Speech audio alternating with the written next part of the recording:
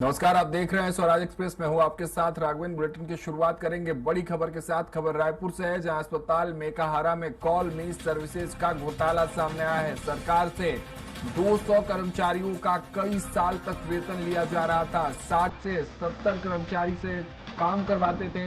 120 कर्मचारियों के नाम पर करोड़ों का चूना लगाया गया है।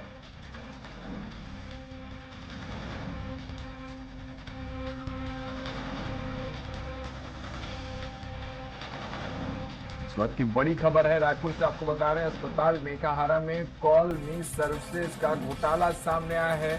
सरकार से 200 कर्मचारियों का कई साल तक वेतन लिया जा रहा था, लेकिन 60 से 70 कर्मचारी से ही केवल काम कराया जा रहा था। 120 कर्मचारियों के नाम पर करोड़ों का चूना लगाया गया है।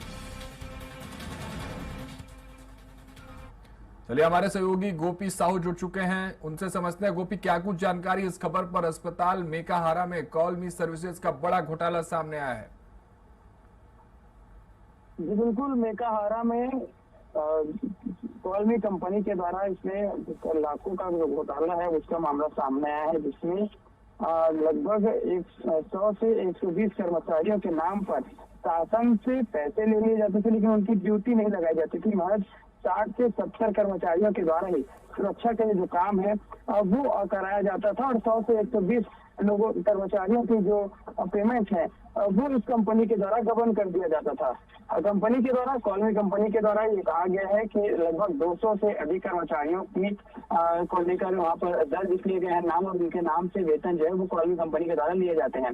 सरकार की ओर से कॉल मी कंपनी को ठेका दिया गया था कि वे मेकाहारा अस्पताल की सुरक्षा जो है वो उसकी जिम्मेदारी उन्हें सौंपी गई थी। लेकिन ये 60 से 70 जो सुरक्षा के लोग हैं उनकी यहाँ पर ड्यूटी लगाया करते थे, और उनसे सरकार से लगभग 200 से अधिक जो लोग हैं उनके वेतन ये लिया करते थे। तो ये एक बड़ा खुलासा यहाँ पर हुआ है। फिलहाल अब इसमें और भी खुलासे हो गए कि पकड़ने की इसमें घोटाले जो है वो हुए, और कब से, क्योंकि सालों से लगभग 10 से 15 साल से इसी कंपनी को ठेका जो है वो दिया गया था, जो अपने बाउंसर्स को जो है वो यहाँ पर सुरक्षा में लगाया हुआ था। और इन बाउंसर के द्वारा लगातार लोगों से बदसलूकी, मारपीट, धमकी, इस तरीके की घटनाएं वो सामने आती रहती थी।